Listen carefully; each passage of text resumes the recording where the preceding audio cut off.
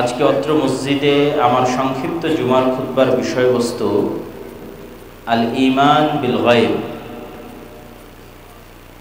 অদৃশ্যের উপর বিশ্বাস স্থাপন। আল্লাহ সুবহানাহু ওয়া তাআলা পবিত্র কোরআন মাজিদে একদম শুরুতেই যখন পবিত্র কোরআন যালিকাল কিতাবু লা রাইবা ফীহি হুদাল লিল মুত্তাকিন, এটি সেই কিতাব যা মুত্তাকিদের জন্য অবতীর্ণ হয়েছে, বলতে গিয়ে মুত্তাকিদের পরিচয়ে এক নম্বরে উল্লেখ করেছেন ইউমিনুনা বিল গায়ব, যারা অদৃশ্যের উপর বিশ্বাস স্থাপন করে। আমার সংক্ষিপ্ত বিশ্লেষণে মনে হয়েছে অধিকাংশ মুসলমান শুধু মুখে ঈমান আনার কথা বলে, কিন্তু প্রকৃত অর্থে কেউই অদৃশ্যের উপর ইয়াকিন, অদৃশ্যের যে 6টি বিষয়ের উপর ঈমান রাখার কথা বলা হয়েছে, ইয়াকিনের কথা বলা হয়েছে, সেই ইয়াকিন অধিকাংশ মুসলমানের নাই। ইয়াকিন এমন এক স্তর যা বাস্তবে চোখে দেখার যে বিশ্বাস, সেটিকে বলা হয় ইয়াকিনের স্তর। যেমন আপনি জানেন যে আগুন জ্বালিয়ে দেয়, এটিও ইয়াকিনের স্তর নয়। যখন আপনার নিজের হাত আগুনে পুড়ে যাবে এবং আপনি বুঝবেন যে আগুনে পুড়লে কেমন লাগে, তখন যে এই বিষয়ের উপর আপনার বিশ্বাসটা অর্জন হবে যে আসলে আগুন পুড়িয়ে দেয়, এই কথাটার উপর তখনকার বিশ্বাসটা হচ্ছে ইয়াকিন। আপনি জানেন মক্কা মদিনা আছে, লন্ডন আছে, আমেরিকা আছে, কিন্তু কোনোদিন নিজে চোখে দেখেননি। বিশেষ করে যখন অডিও ভিডিও ছিল না, তখনকার যুগের কথা যদি বলি, তো আপনার বিশ্বাস ইয়াকিনের স্তরে পৌঁছে যাবে যখন আপনি নিজে চোখে যাবেন এবং দেখবেন, তখন যে বিশ্বাস সেটি ইয়াকিন। তো অদৃশ্যের বিষয়গুলোর প্রতি আল্লাহ সুবহানাহু ওয়া তাআলা এমন বিশ্বাসের কথা বলছেন, যেমন বিশ্বাস যেন মানুষ দেখে ফেলেছে অথবা হয়ে গেছে। হয়ে যাওয়া ঘটনার উপর, চোখের সামনে ঘটা ঘটনার উপর মানুষের যেমন বিশ্বাস থাকে, এই জন্য আল্লাহ সুবহানাহু ওয়া তাআলা পবিত্র কোরআন মাজিদে কিয়ামতের কথা বলতে গিয়ে সবসময় অতীতবাচক, পাস্ট টেন্স, যে কিয়ামত সংঘটিত হয়ে গেছে, এই ধরনের বাক্য এবং শব্দ ব্যবহার করেছে। মৃত্যু হয়ে গেছে, কেননা ভবিষ্যতের একটা ঘটনার বিষয়ে সন্দেহ থাকে। যে যেমন গত 16 বছর যে সরকার ছিল, মানুষ বলতো হ্যাঁ পড়তে পারে, এই পড়বে, এই বিদায় নিবে, কিন্তু এটা সন্দেহযুক্ত। আর এখন নিশ্চিত যে চলে গেছে নাই, এই চলে গেছে নাই এটা কতটা সত্য, আর চলে যাবে থাকবে না ওইটা কতটা সত্য, দুটির মধ্যে অনেক পার্থক্য। তো মানুষ যদি এইভাবে মনে করে যে আমি একদিন মারা যাব, তাহলে এটা কোরআনের আলোকে বা ঈমান বিল গায়েবের যেই স্তরে বিশ্বাস দরকার, সেই স্তরের বিশ্বাস না। তাহলে মানুষের কোন স্তরের বিশ্বাস লাগবে? যে আমি মারা গেছি, কিয়ামত হবে, এই স্তরের বিশ্বাসে কোনো কাজ হবে না। কিয়ামত সংঘটিত হয়ে গেছে, এই স্তরের বিশ্বাস দরকার। এবং এগুলো অবাস্তব নয়। আপনি যদি এখন বসে কল্পনা করেন যে 2025, 26, 27 এভাবে গুনতে গুনতে 2099, তারপরে 2100, তো 2100 সালের পৃথিবীতে আমরা আজকে এখানে যারা বসে আছি কেউই নাই। এটাই সত্য যে পৃথিবীতে যখন 2100 সাল আসবে, তখন আমাদের যে গড় আয়ু, আমরা যারা এখানে আজকে উপস্থিত আছি তারা তখন কেউ নাই। তাহলে আমরা কি মারা গেছি। এবং এইরকমই কোনো এক সময় কিয়ামত সংঘটিত হবে, বিচার হবে, জান্নাত জাহান্নামের ফায়সালা হবে। মানুষকে ওই লেভেলের কল্পনা করতে হবে যে হ্যাঁ কিয়ামত হয়ে গেছে, বিচার সম্পন্ন হয়ে গেছে, আল্লাহ সুবহানাহু ওয়া তাআলা জান্নাত এবং জাহান্নামের ফয়সালা শুনিয়ে দিয়েছেন, এবং আমি এখন হয় জান্নাতে আছি না হয় জাহান্নামে আছি। এটা হলো মানুষের এমন একটা ঠিকানা যার পরে আর হবে বলে কিছু নাই, তার আগ পর্যন্ত সব হয়ে গেছে। তো আপনি যদি কল্পনা করেন যে আল্লাহ সুবহানাহু ওয়া তাআলার দয়ায় আপনি এবং আমি জান্নাতে চলে গেছি, অতীত কল্পনা, মৃত্যু হয়ে গেছে, কবর সম্পূর্ণ হয়েছে, কিয়ামত সংঘটিত হয়ে গেছে, বিচার সম্পূর্ণ হয়ে গেছে, আমি এবং আপনি এখন জান্নাতে আছি, জান্নাতে চলে গেছি। তারপরেও জান্নাতের যে স্তরভেদ, জান্নাতের যে ফ্যাসিলিটি, যে সুযোগ সুবিধা, দুনিয়ার সুযোগ সুবিধার সাথে জান্নাতের সুযোগ সুবিধার আসমান এবং জমিন পার্থক্য। যেমন দুনিয়াতে একটা মসজিদে আমরা গেলাম যেখানে এসি আছে, এই মসজিদে আসলাম এখানে এসি নাই, এটা দুনিয়ার সুযোগ সুবিধার পার্থক্য। দুনিয়াতে আর একটা মসজিদে যাব যেখানে ফ্যানও নাই, বিদ্যুৎও নাই, কারেন্টও নাই। দুনিয়ারই একটা মসজিদে যাব যেখানে হয়তো টাইলস আছে, এমন টাইলস যা রোদেও ঠান্ডা থাকে। এগুলো দুনিয়াবি সুযোগ সুবিধাগত পার্থক্য। এর চাইতে বড় পার্থক্য তৈরি হবে জান্নাতে।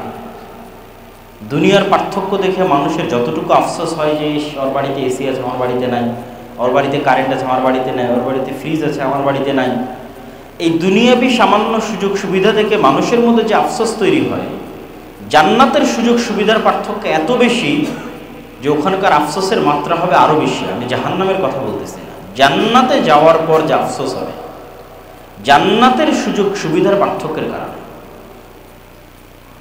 আমাদেরকে যদি সর্বনিম্ন স্তরের জান্নাত দেওয়া হয় তাহলে তার প্রশস্ততা আসমান এবং জমিনের সমান, তথা একজন ব্যক্তির রাজত্বই থাকবে আসমান এবং জমিনের সমান। এই এক দুই কাঠা নয়, সমগ্র পৃথিবী আল্লাহ সুবহানাহু ওয়া তাআলা তাকে দিয়ে দেবেন। কিন্তু তারপরও আফসোস, একটা সুবিধাগত পার্থক্য বলি, যে জান্নাতের একটা ফ্যাসিলিটিগত পার্থক্য। যারা জান্নাতের সর্বোচ্চ স্তরে আছে তারা হয়তো এমনও স্তরে কেউ আছে যে সব সময় আল্লাহ সুবহানাহু ওয়া তাআলাকে দেখছে, এমনও স্তরে কেউ আছে যে হয়তো এক সপ্তাহে দেখছে, কেউ হয়তো এক মাসে দেখছে। আর আমরা হয়তো এমন সর্বনিম্ন স্তরে আছি যেখানে মাসকে মাস, বছরকে বছর পার হয়ে গেলেও আল্লাহ সুবহানাহু ওয়া তাআলার সাক্ষাৎ হয় না, দেখা হয় না। শুধু এই একটা সুযোগ সুবিধাগত পার্থক্য জান্নাতীদের হৃদয়ে যেই পরিমাণ আফসোস তৈরি করবে, এটা আমি জাহান্নামীদের হৃদয়ের আফসোস বলছি না।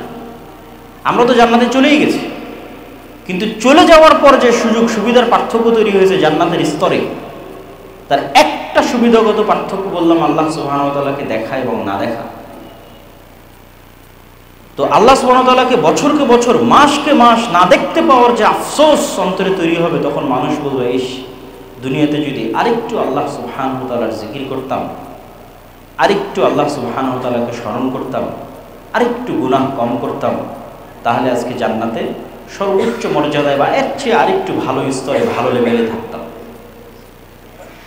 যখন আপনি এই ধরনের কল্পনায় চলে যাবেন, তখন আপনি দুনিয়ার বাস্তবতা এবং দুনিয়ার বিষয়ে কি সিদ্ধান্ত আপনার নেওয়া উচিত, সেই সিদ্ধান্তগুলো সঠিকভাবে নিতে পারবেন। মুসলমানদের অধিকাংশ মুসলমানের ঈমান বিল গায়েব, ইয়াকিনের স্তরে তো নয়, অধিকাংশ আলেম ওলামা, বিভিন্ন ইসলামী দল সংগঠন, তাদেরও নয়। কি জন্য নয়?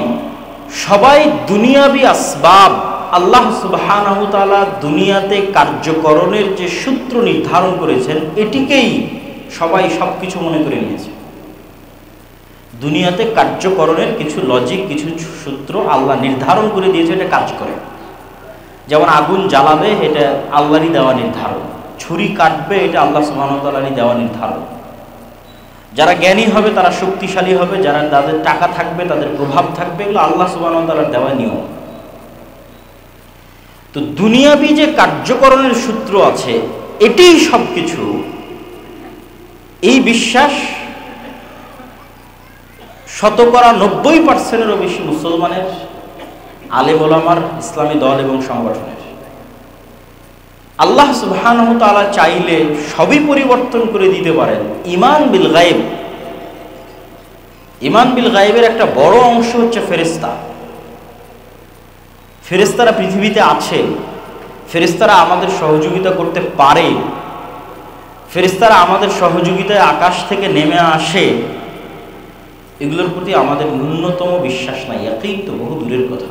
হ্যাঁ, মুখে বলার সময় বলেছি আমানতু বিল্লাহি ওয়া মালাইকাতিহি ওয়া কুতুবিহি ওয়া রাসূলিহি, যে ঈমান আনয়ন করছি আল্লাহর উপর, আল্লাহর ফেরেশতার উপর, পরকালের উপর, কিন্তু বাস্তবে কারো ঈমান নাই।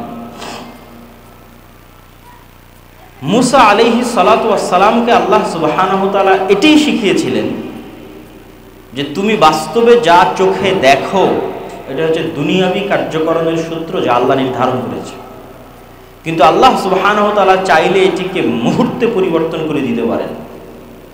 এটি আল্লাহর শক্তি এবং আল্লাহর ক্ষমতার উপর বিশ্বাস। এটা যেন মুসা আলাইহিস সালাতু ওয়াস সালাম খুব ভালোভাবে অনুভব করতে পারে, কেন মুসা আলাইহিস সালাম এত দুর্বল ছিলেন ফেরাউনের তুলনায়। আজকের মুসলমানেরা, আজকের বিশ্বের যারা মহাশক্তিধর, তাদের তুলনায় অত দুর্বল নয়। যত দুর্বল মুসা আলাইহিস সালাম এবং বানু ইসরাইল ফেরাউনের শক্তির কাছে ছিল, ফেরাউনের শক্তির কাছে মুসা এবং বানু ইসরাইল যত অসহায় ছিল, আজকের বিশ্বের মুসলমানেরা, আজকের যে সমস্ত জালেম রাষ্ট্র আছে তাদের কাছে অত অসহায় নয়। তাহলে যখন মুসা আলাইহিস সালাতু ওয়াস সালাম সর্বোচ্চ অসহায়, তখন দুনিয়াবি কার্যকরণের কোনো সূত্র যেটা দিয়ে দুনিয়াতে কাজ হয়, সৈন্য সামন্ত লাগবে, অস্ত্রপাতি লাগবে, এতে কিছু নাই। না অস্ত্র আছে, সব লোক যারা তার নিজের জাতির, স্বজাতির, স্বগোত্রের সব গোলাম, কৃতদাস, সব ফেরাউনের কৃতদাস।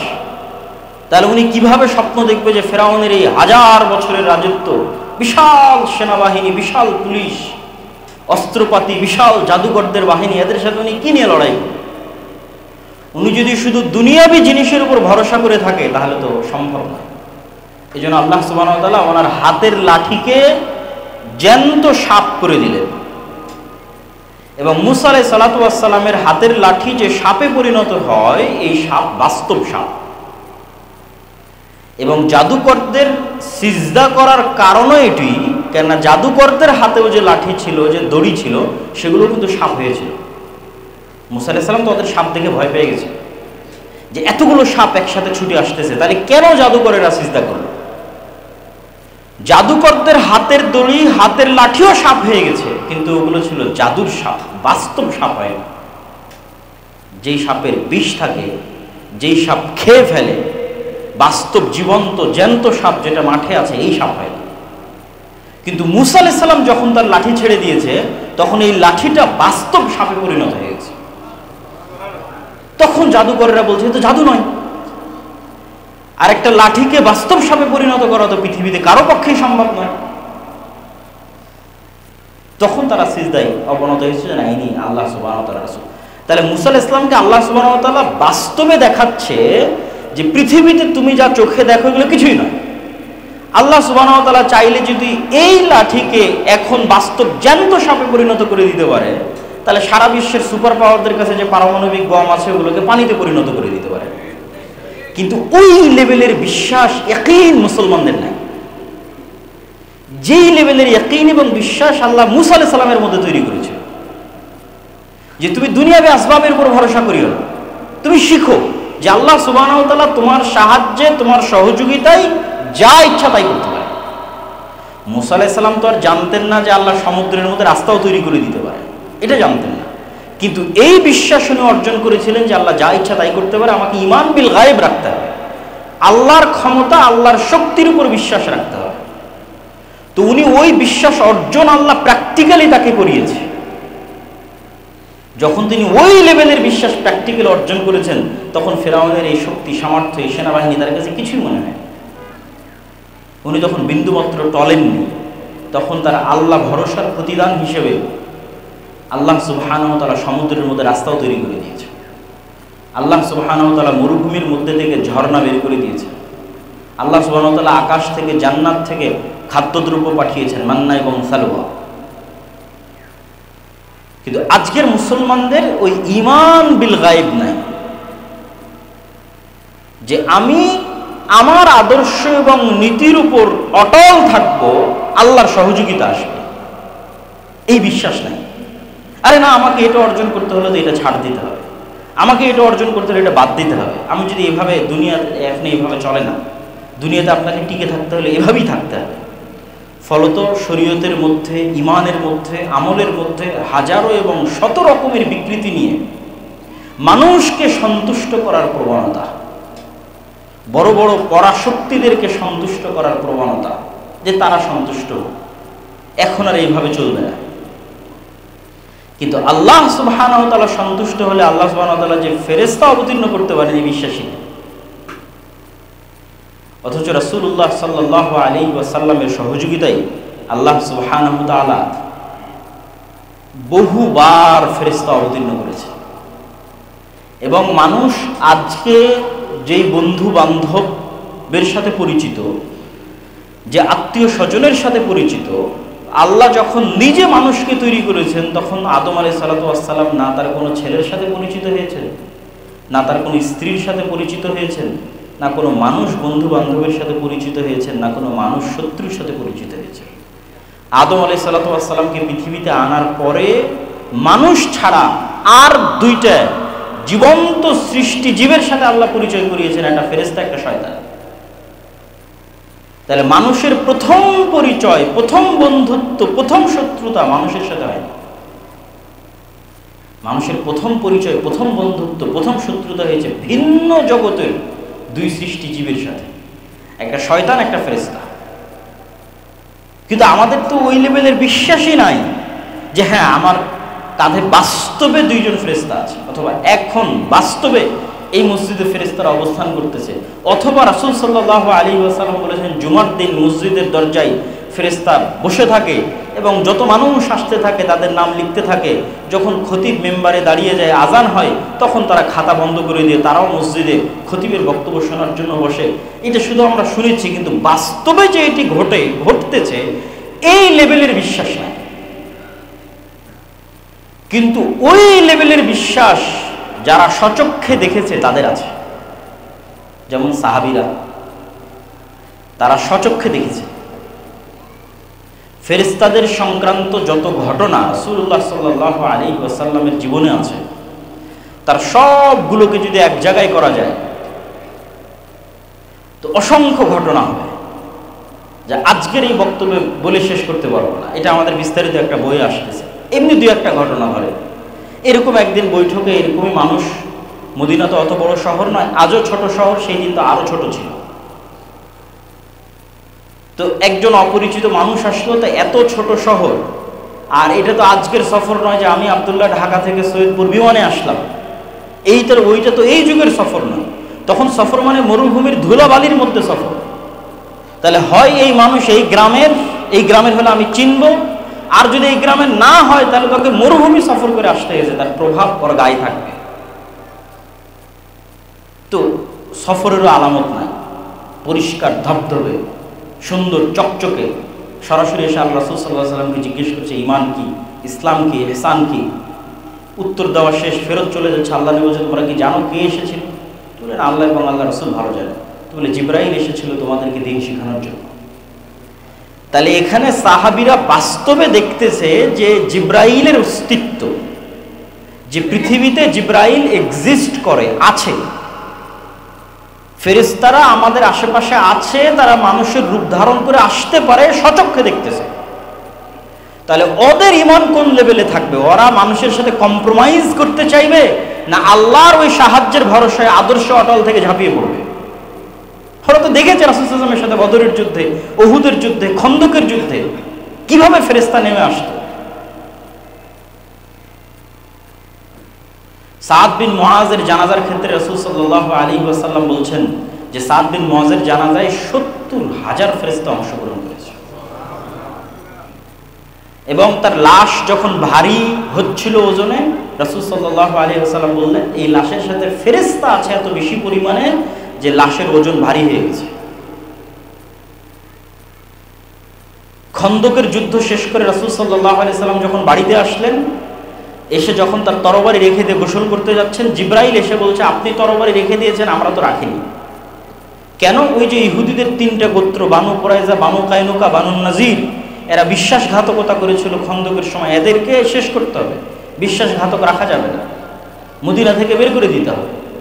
তো আনাস রাদিয়াল্লাহু তাআলা আনহু বলছে যে আমরা যখন ইহুদিদের এই গোত্রগুলোর দিকে এগিয়ে যাচ্ছিলাম, তখন এদের বাসস্থলের অলিগলিতে জিব্রাইলের বাহিনীর উড়ন্ত ধুলা আমরা দেখছিলাম। সহিহ হাদিস, যে জিব্রাইলের বাহিনীর উড়ন্ত ধুলা আমাদের আগে আমরা সচক্ষে দেখছিলাম। তাহলে তারা নিজে চোখে ফেরেশতাদের সহযোগিতা দেখেছে, যে আল্লাহ আসমান থেকে ফেরেশতা পাঠিয়েছে মুহাম্মদ সাল্লাল্লাহু আলাইহি ওয়াসাল্লামকে সহযোগিতা করার জন্য। তাহলে ওদের ঈমান কোন লেভেলের? ঈমান বিল গায়ব, যে ফেরেশতা আছে, ফেরেশতা আমাদের হিসাব লিখছে এবং ফেরেশতারা আমাদের সাহায্যে পৃথিবীতে নেমে আসতে পারে। এরকম কত অসংখ্য হাদিস, একের পর এক বলতে থাকলে হাদিস শেষ হবে না, শুধু ফেরেশতা সংক্রান্ত হাদিস। কিন্তু আপনি মুসলমানদের কাছে যান, আলেম ওলামাদের কাছে যান, সবাই দুনিয়াবি আসবাবের উপর ভরসা করে আছে। কারো আল্লাহ সুবহানাহু ওয়া তাআলার শক্তি, ক্ষমতা এবং গায়েবের উপর বিশ্বাস নাই এবং অটল ঈমান নাই। এরকম 50টা মানুষও যদি তৈরি হয়, যাদের এরকম 50টা মানুষও যদি তৈরি হয় যাদের ব্যাটারি আছে নাকি? আছে, আচ্ছা।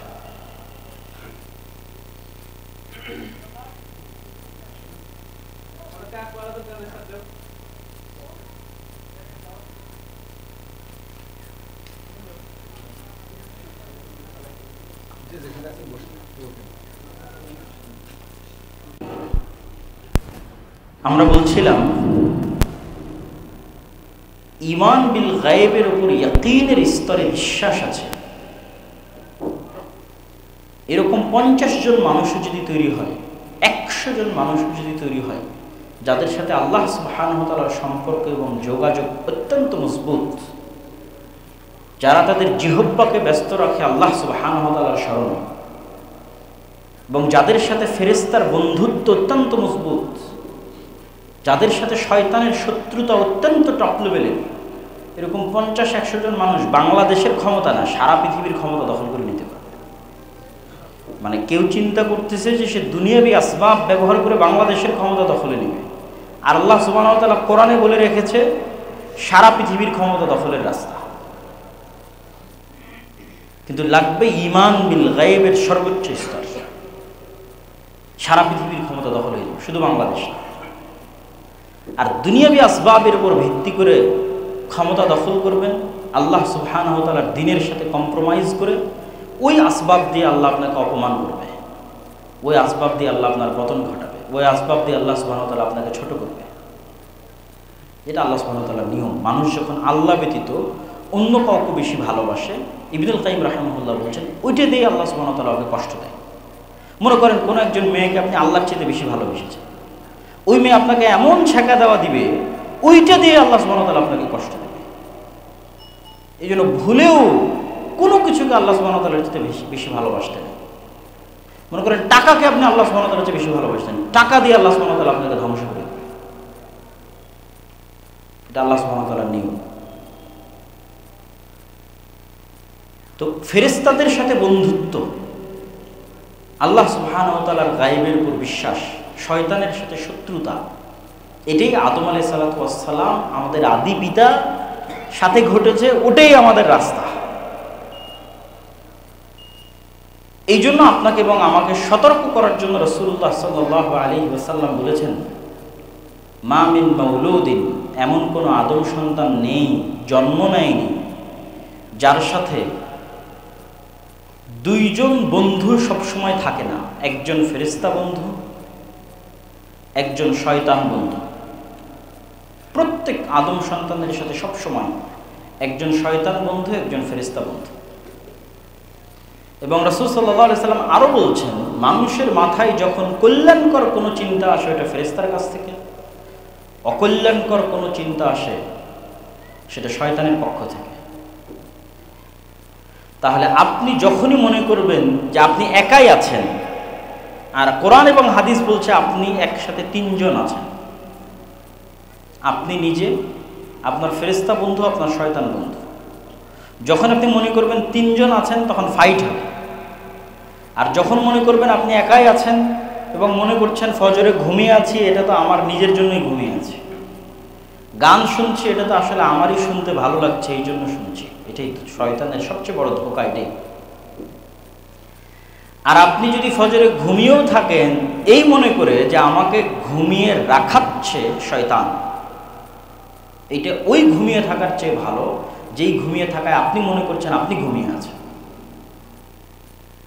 দুইজন ব্যক্তি ফজরে ঘুমিয়ে আছে, একজন জানে যে আমাকে ঘুমিয়ে রাখতেছে কে বলেন তো? শয়তান। এই ব্যক্তি ভালো ওই ব্যক্তির চেয়ে যে মনে করতেছে যে আমি তো নিজেই ঘুমাচ্ছি। ও আসলে খেলার নিয়ম জানে না। খেলার নিয়ম না জানলে আপনি খেলবেন কীভাবে? মানে ফুটবল খেলতে গেলে তো আপনাকে খেলার নিয়ম জানতে হবে, কোন দিক দিয়ে মারলে গোল হবে, ফাউল যেন না হয়, ঠিক আছে, প্ল্যানটি কী, কীভাবে আউট হয়, নিয়ম না জানলে তো আপনি খেলতে পারবেন না। ক্রিকেট খেলতে গেলে কোন দাগ পার হলে 4 হবে, কিভাবে পার হলে ছক্কা হবে, বা গ্রামের যত ধরনের খেলা আছে কিতকিত করে যেটাই হোক, প্রত্যেকটা নিয়ম আছে। ওই নিয়মটা জানলে আপনি খেলতে পারবেন। আপনি তো নিয়মই জানেন না যে এই যে পৃথিবীতে যে আপনি প্রেরিত হয়েছেন, এখানে আপনার সাথে কি গেমটা চলতেছে এটাই তো আপনি জানেন না। আর যদি ন্যূনতম এই জ্ঞানটুকু আপনার কাছে থাকে যে না আমি একা না, একসাথে 3 জন, আমার সাথে একজন শয়তান আছে, একজন ফেরেশতা আছে, তাহলে অন্তত আপনি খেলার নিয়মটা শিখেছেন। ভালো খেলতে পারবেন কি পারবেন না সেটা পরে নির্ভর করছে, নিয়ম তো অন্তত জানেন যে আমার অন্তরে প্রত্যেক যে খারাপ কাজের কথা উদিত হচ্ছে এটা আমার শত্রু শয়তান দিচ্ছে। এখন আমি শয়তানের কথা শুনবো না সেটা আমার ডিসিশন, কিন্তু এটা আমার ডিসিশন নয়, এটা শয়তান আমাকে করতে বলতেছে। আর প্রত্যেক যে কল্যাণকর কাজের কথা আমার মনে উদিত হচ্ছে এটা আমার বন্ধু ফেরেশতা ইলহাম হিসেবে আমাকে দিচ্ছে। আমি নিব কি নিব না, গ্রহণ করব কি করব না, সেটা আমার সিদ্ধান্ত। এবং এগুলো বানিয়ে বলতেছি না, রাসূল সাল্লাল্লাহু আলাইহি ওয়াসাল্লামের হাদিসে স্পষ্ট আছে। আমি হয়তো একটু সাজিয়ে গুছিয়ে বলতেছি যে মানুষ যখন সকালে ঘুমিয়ে থাকে তখন শয়তান এসে বলে নাম নাম, ঘুমাও, 3টে গিট দেয়, রাসূল সাল্লাল্লাহু আলাইহি ওয়াসাল্লাম বলছে। তাহলে ওটা আপনার ইচ্ছা নয়, এটা শয়তান আপনাকে বলতেছে। এবং আপনি যদি ইন প্র্যাকটিক্যাল লাইফ শয়তানের অস্তিত্ব এবং ফেরেশতার অস্তিত্ব পরীক্ষা করে দেখতে চান, যে আমি বাস্তব জীবনে আজকে আব্দুল্লাহ বিন আব্দুর রাজ্জাকের বক্তব্য পরীক্ষা করতে চাই যে হ্যাঁ শয়তান আছে আর হ্যাঁ ফেরেশতা আছে, তাহলে অসংখ্য পরীক্ষা আছে। 2টা পরীক্ষা আজকে আপনাদের দিয়ে যাই। আর যখন এই রাস্তায় চলা শুরু করবেন তখন অটোমেটিক আপনি আরও ভালো জ্ঞান অর্জন করবেন, আরও ভালো শিখতে থাকবেন। প্রথম পরীক্ষা, শয়তান আছে, তার অস্তিত্ব। আপনি খুব ভালো প্রস্তুতি নিয়ে উজু করে, গোসল করে, নতুন জামা কাপড় গায়ে দিয়ে, নিরিবিলি ঘরে দরজা জানলা লাগিয়ে, যেখানে কোনো ডিস্টার্ব নাই, এরকম জায়গায় 2 রাকাত সালাত আদায়ের প্রস্তুতি নেবেন। যেই 2 রাকাত সালাত আদায়ে দুনিয়ার কোনো কথা আপনার মাথায় আসবে না, শুধু আল্লাহর কথাই স্মরণে থাকবে। এই যে এত লম্বা প্রস্তুতি নিয়েছেন, নিজের নাফসের উপর কন্ট্রোল রাখতেছেন, কোনো ডিস্টার্ব নাই, মোবাইল নাই, আওয়াজ নাই, সাউন্ড নাই, কিচ্ছু নাই, সালাত শুরু করেছেন, 2 মিনিট যেতে না যেতেই 2 মিনিট যেতে না যেতেই আপনি দেখবেন যে আপনার মন আল্লাহ সুবহানাহু ওয়া তাআলার স্মরণ ব্যতীত কোনো দুনিয়াবি স্মরণে লেগে গেছে, অথচ আপনি বুঝতেই পারেননি, আপনার অজান্তে। মানে যদি আপনার জানতে হতো তাহলে আমি বুঝতাম যে না শয়তান নাই, কিন্তু আপনার মন আপনার অজান্তে, আপনি তো সজাগ আছেন, সচেতন আছেন, যেন আমি পুরো সালাত আল্লাহকে স্মরণে রাখতে পারি, দুনিয়ার কোনো কথা যেন না আসে। সজাগ, সচেতন, কনসাস, কনসেন্ট্রেশন থাকার পরেও মন অন্যদিকে চলে গেছে। তাহলে মনকে কে নিয়ে গেল অন্যদিকে? বলেন, কে নিয়ে গেল? শয়তান। আর কি প্রমাণ নেবেন শয়তানের অস্তিত্বের? কাল্ব, মানুষের কাল্ব হচ্ছে পৃথিবীর এত উন্নত লেভেলের প্রযুক্তি যে এটা কালেব, সদা সর্বদা পরিবর্তনশীল। মানুষের চিন্তা, চেতনা, আত্মপরিচয় সব কাল্ব থেকে নির্ধারিত হয়। পৃথিবী যত উন্নতই হোক, ডাটা ট্রান্সফার করতে পারে, মরে যাওয়া মানুষের ব্রেনের সব হাদিস বের করে নিয়ে চলে আসতে পারে, ইমাম বুখারীর ব্রেন কপি হয়ে যেতে পারে, কিন্তু ইমাম বুখারীর যে আত্মপরিচয়, আইনস্টাইন, নিউটনের ব্রেন কপি হয়ে যেতে পারে, কিন্তু ওদের আত্মপরিচয় ফেরত আসবে না। এই আত্মপরিচয়টা কাল্বের উপর নির্ভর করে, যেখানে রূহ আল্লাহ সুবহানাহু ওয়া তাআলা দিয়েছে। যেটা দেখা যায় না, যেটা ধরার মতো কোনো প্রযুক্তি পৃথিবীতে নাই। এটা অনেক উপর লেভেলের প্রযুক্তি, যেখানে সরাসরি শয়তান কানেক্ট হতে পারে, যেখানে সরাসরি ফেরেশতা কানেক্ট হতে পারে, মানে পৃথিবীর সৃষ্টিজীবের বাইরেও আলাদা জগতের সৃষ্টিজীব যেই হৃদয়ের সাথে কানেক্ট হতে পারে। এটা ওই লেভেলের মেশিন, ওই লেভেলের যন্ত্র, ওই লেভেলের টেকনোলজি, প্রযুক্তি, যেখানে পৃথিবীর জগতের বাইরের প্রাণীরাও যুক্ত হয়, ফেরেশতা যুক্ত হয়, শয়তান যুক্ত হয়, যার প্রমাণ পৃথিবীতে আছে। এবং ফেরেশতার এবার অস্তিত্বের প্রমাণ নেন। কোনোদিন যদি পরীক্ষা থাকে, তাহলে পরীক্ষা ধরার জন্য ঘুম থেকে উঠতে হবে রাইট টাইমে, এটার জন্য যেরকম শক্ত নিয়ত থাকে। কখনো যদি ট্রেন থাকে, বিমান থাকে, তাহলে ট্রেন বিমান ধরতে হবে, এটার জন্য ঘুম থেকে সঠিক সময় জাগতে হবে, এটার জন্য যেমন শক্ত নিয়ত থাকে, এই রকম শক্ত নিয়ত একদিন করবেন ফজরের সালাতের জন্য। ওই লেভেলের নিয়ত আপনার কালবে তৈরি হবে ফজরের সালাতের জন্য।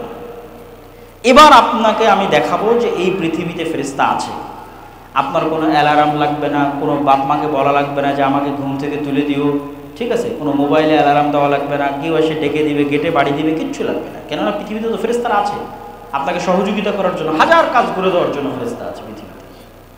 তো আপনাকে রাইট টাইমে ফজরে উঠিয়ে দেওয়ার দায়িত্ব ফেরেশতা পালন করবে। আপনি পরীক্ষা করে দেখেন যে আপনাকে উঠিয়ে দেয় কিনা ফজরে। যে কোনো প্রকার সিচুয়েশন তৈরি করে, কোনো প্রকার মোবাইলের অ্যালার্ম ছাড়া, মানুষের ডাকা ছাড়া, কিচ্ছু ছাড়া আপনাকে ফজরে উঠিয়ে দেবে। সেই সিচুয়েশন ফেরেশতাই তৈরি করবে, আল্লাহ সুবহানাহু ওয়া তাআলার আদেশে তৈরি করবে। কিন্তু আমাদের অবস্থা কি? আমরা হচ্ছে এমনভাবে শয়তানের সাথে কানেক্টেড, কেন আমাদের পরকালের উপর বিশ্বাস নাই। আমরা তো চিন্তা করছি মারা যাব, কিয়ামত হবে, এটা তো কখনো চিন্তা করিনি। মারা গেছি, কিয়ামত হয়ে গেছে, এখন জান্নাত বা জাহান্নামে আছি, তাহলে কি করা উচিত? ওই লেভেলের তো ইয়াকিন নাই, ফেরেশতাদের উপর ইয়াকিন নাই। তখন আমাদের পুরো লাইফটা হয়ে গেছে শয়তান কেন্দ্রিক। আমাদের বাড়িতে, আশেপাশে, সকল ক্ষেত্রে শয়তানের অ্যাক্সেস। যেমন আমরা মোবাইলের ওয়াইফাইয়ের অ্যাক্সেস দিই, ঠিক আছে? তারপরে বিদ্যুৎ চোরাই লাইন সরবরাহ করি, অ্যাক্সেস দেই আর একজনকে। ওয়াইফাইটা বেশি কানেক্টিং এই জন্য যে ওটা তার ছাড়াই অ্যাক্সেস পাওয়া যায়, চোখে দেখা যায় না এরকম অ্যাক্সেস। তো এই অ্যাক্সেসও চোখে দেখা যায় না। আমাদের বাড়ির আশেপাশে সব জায়গায়, আমাদের জীবনের সর্বত্র আমরা শয়তানকে অ্যাক্সেস দিয়ে রেখেছি। শয়তান যা যা ভালোবাসে আমরা তাই করি।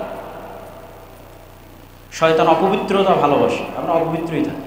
কেউ পেশাবের যত্ন নেয় না, পেশাব ছিটে না আসুক সেই দিকে খেয়াল করে না। অজু অবস্থায় থাকতে হবে সেই মর্মে কোনো সচেতনতা নেই। সালাতবিহীন জীবন, এটা তো শয়তানের জন্য সবচেয়ে সুবর্ণ সুযোগ। কুকুর শ্রীগালের মতো জীবন, সালাতবিহীন জীবন। তাহলে তো 24 ঘন্টা আমার আশেপাশে শয়তান আছে। বাড়িতে ঢোকার সময় সালাম নাই, খাওয়ার সময় বিসমিল্লাহ নাই, জিকির নাই, তাহলে কন্টিনিউয়াস আমি শয়তানের সাথে জীবনযাপন করতেছি, শয়তানের গোলাম হিসেবে, শয়তানের দাস হিসেবে। আর যদি আমি আল্লাহ সুবহানাহু ওয়া তাআলার সাথে কানেক্ট হতে চাই, সঠিক রাস্তায় থাক, তাহলে তো আপনি যখন শয়তানের সাথে আছেন তখন আপনি সঠিক রাস্তায় ফিরবেন কিভাবে? সহযোগিতাকারী বন্ধুই তো নাই। বন্ধু থাকলে না সে আশেপাশে ব্রেনের মধ্যে মাঝে মধ্যে ভালো কথা দিবে, তাহলে কিছু ভালো কাজ করার উৎসাহ তৈরি হবে। তো সব শত্রুকে বন্ধু করে রেখেছি, ভালো কাজের ইচ্ছা তৈরি হবে কোথায় থেকে? তৈরি হবে না ইচ্ছা, অন্তর মারা গেছে, মৃত অন্তর। আর যখন আশেপাশে ফেরেশতাকে অ্যাক্সেস দিবেন, পবিত্র ফেরেশতারা পবিত্র, এরা পবিত্রতা ভালোবাসে। রাসূল সাল্লাল্লাহু আলাইহি ওয়াসাল্লামের মুখের স্বাভাবিক গন্ধ ফেরেশতা সহ্য করতে পারত না, আপনার বিড়ির গন্ধ কিভাবে সহ্য করবে বলেন? রাসূল সাল্লাল্লাহু আলাইহি ওয়াসাল্লামের মুখের পবিত্র গন্ধ ফেরেশতাদের কষ্ট হতো, এই কারণে বারবার রাসূল সাল্লাল্লাহু আলাইহি ওয়াসাল্লামকে বলতো আপনি মিসওয়াক করেন, মিসওয়াক করেন, মিসওয়াক করেন। আল্লাহ নবী বলছে তোমরা কেউ পেঁয়াজ রসুন খেয়ে মসজিদে আসবে না, ফেরেশতাদের কষ্ট হয়। আপনি যদি সারাদিন বিড়ি সিগারেটের মধ্যে তাহলে আপনার আশেপাশে ফেরেশতা আসবে? তাহলে আপনার আশেপাশে সবসময় কে আছে? শয়তান আছে।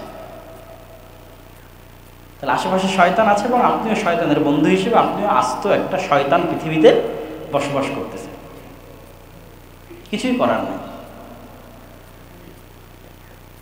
আর যখন আপনি পবিত্র থাকবেন, সালাত আদায় করবেন, জিকির 24 ঘন্টার যে পরিবর্ধনের উপর আল্লাহ সুবহানাহু ওয়া তাআলা জিকির দিয়েছে। বাড়িতে ঢুকলে, বাড়ি থেকে বের হলে, গাড়িতে উঠলে, মসজিদে ঢুকলে, মসজিদ থেকে বের হলে, টয়লেটে প্রবেশ করলে, টয়লেট থেকে বের হলে, এগুলো প্রত্যেকটা তো আসলে শয়তানের বিরুদ্ধে এক একটা অস্ত্র, যুদ্ধাস্ত্র। যখন ওগুলো সবসময় আপনি ইউজ করবেন, তখন আপনার আশেপাশে সবসময় ফেরেশতা থাকবে, বাড়িতে রহমতের ফেরেশতারা থাকবে। এমনি আপনার ভালো কাজের মন তৈরি হবে, সালাত আদায় করতে মন চাইবে, কোরআন তেলাওয়াত করতে মন চাইবে। আর সবসময় শয়তান থাকলে বছরও কোনো দিন কোরআন পড়া হবে না। শয়তানের অস্তিত্বের আরেকটা প্রমাণ হচ্ছে কোরআন। কোরআন পড়ার আগে আল্লাহ বলছে আউযু বিল্লাহি মিনাশ শাইতানির রাজিম, শয়তান থেকে বাঁচতে চাও। কেন? এই কোরআন শয়তান তোমাকে পড়তেই দিবে না। আপনি ফেসবুক চালান, ঘন্টার পর ঘন্টা চালাতে পারবেন। মুভি দেখেন, নাটক দেখেন, চায়ের স্টলে বসে টিভি দেখেন, ঘন্টার পর ঘন্টা দেখতে পারবেন। আসেন 5 মিনিট কোরআন পড়ে, ধৈর্য ধরে রাখতে পারবেন না। কেন? শয়তান কন্টিনিউয়াস, আপনার উপর শয়তানের প্রভাব এবং কন্ট্রোল সর্বোচ্চ পর্যায়ে আছে। সম্মানিত উপস্থিতি, গায়েবের প্রতি ঈমান মজবুত করা এবং পৃথিবীতে যে আমরা অবস্থান করছি, এই পৃথিবীর অস্তিত্বটা পরকালের নিশ্চয়তার সাথে তুলনা করা এবং পৃথিবীতে আসলে খেলাটা কিভাবে চলতেছে শয়তান এবং ফেরেশতার অস্তিত্বের মাধ্যমে এটা অনুধাবন করা এবং সে অনুযায়ী আল্লাহ সুবহানাহু ওয়া তাআলার উপর আস্থা এবং বিশ্বাস রেখে ভালো বন্ধুদের একটা হচ্ছে ফেরেশতা, তাদের আরও নিকটবর্তী হওয়া, আল্লাহ সুবহানাহু ওয়া তাআলার আরও নিকটবর্তী হওয়া, এই রাস্তাগুলো অবলম্বনের মাধ্যমে ঈমান বিল গায়েবকে ইয়াকিনের স্তরে নিয়ে গেলে আপনার মধ্যে যেই শক্তি, যেই সামর্থ্য, যেই নেতৃত্ব, যেই প্রভাব তৈরি হবে, এটা শুধু বাংলাদেশ বিজয় করে ক্ষান্ত হবে না, বরং সমগ্র পৃথিবী বিজয় করতে পারবে। আল্লাহ সুবহানাহু ওয়া তাআলা আমাদেরকে সেই তৌফিক এবং সেই সুযোগ দান করুক, আল্লাহুম্মা আমিন। এবং আমাদের সবার অন্তরে নূর, আল্লাহুম্মা জাআল ফি কলবি নূরা, রাসূল সাল্লাল্লাহু আলাইহি ওয়াসাল্লাম দোয়া করতেন। ফেরেশতারা হচ্ছে নূরের তৈরি এবং আল্লাহ রাসূল সাল্লাল্লাহু আলাইহি ওয়াসাল্লাম দোয়া করতেন যে আল্লাহ আমার অন্তরে নূর দেন, আমার কানে নূর দেন, আমার চোখে নূর দেন, উপরে দেন, নিচে দেন, ডানে দেন, বামে দেন, সর্বত্র নূর তৈরি করে দেন। সৎ আমল নূর তৈরি করে এবং কিয়ামতের মাঠে এবং কবরে এই নূরগুলো আপনি দেখতে পাবেন, যে নূর আপনি দুনিয়াতে সংগ্রহ করেছেন সৎ আমলের মাধ্যমে, জিকিরের মাধ্যমে। আল্লাহ সুবহানাহু ওয়া তাআলা আমাদের অন্তরে সেই নূর তৈরি করার তৌফিক দান করুন, আল্লাহুম্মা আমিন।